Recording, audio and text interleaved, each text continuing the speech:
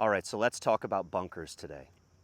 So the number one question that I get asked when people are worried about bunker shots or trying to hit a better bunker shot is, how do I hit that higher, softer bunker shot?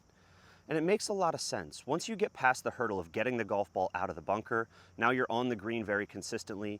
The logical step is we want to try to get it closer to the hole. And we've got several holes here at Commonwealth where we have a high bunker lip that we have to get up and over. And if that's the case, a traditional bunker shot, maybe more of like a chunk and run style bunker shot that it gets out but it rolls a decent amount, those tend to come out a little bit lower. And depending on where you are on the green, you're not going to be able to stop it fast enough to get that to stay close to the hole. So enter a high soft bunker shot.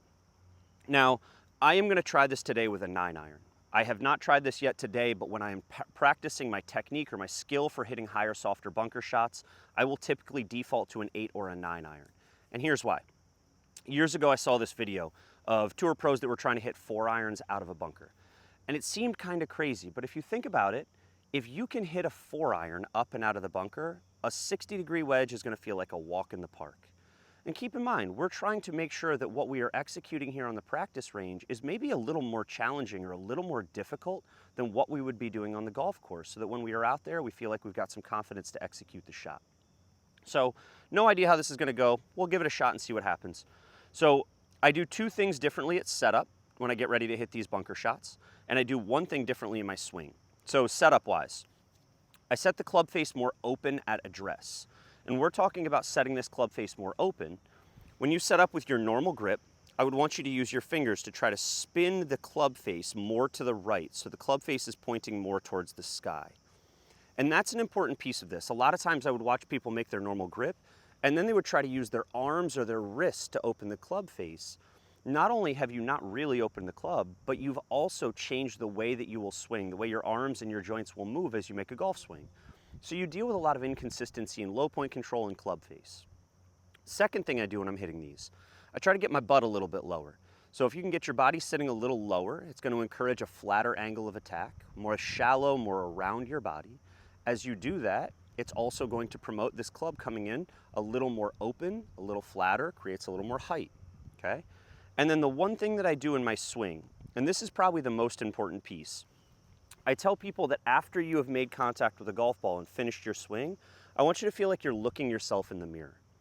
And that piece matters probably more so than the other two, because if you make a normal golf swing through impact and you allow your arms to release the golf club, and you do the same thing that you would do for a standard iron shot, well, that club face is trying to close through that iron shot. We want a shot that comes out with more impact, more power. We want that ball to go as far as possible.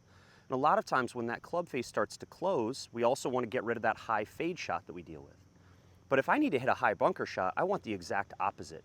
I want this ball to come out as high as possible and as soft as possible. So getting that club face to stay open through the impact zone is a really important key to making sure that you can hit that higher, softer bunker shot. So we're going to try this, see what happens. I got a second ball in case we need another go at this, but I've got about 10 yards maybe to kind of clear this bunker edge. I've got maybe 12 feet or so to get to the flag. So we don't have a lot of room to work with. We're going to see what we can do. So, normal grip, spin the club open, try to get my butt a little bit lower, make sure I'm kind of sitting down into this shot, and then a lot of release of this golf club without allowing that club face to close.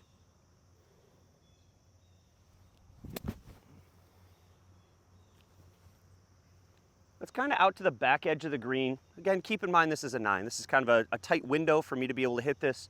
But if you notice, that thing still popped out with about 10 feet, 12 feet of elevation. It's a fairly high bunker shot considering the club I've got in my hand. I think you can literally send this to the penthouse, like straight up in the sky if you start to use a 56 or a 60-degree wedge, just by going through these 3 simple changes. Give it a shot. Let me know how it goes. I think it's really going to make a difference for you.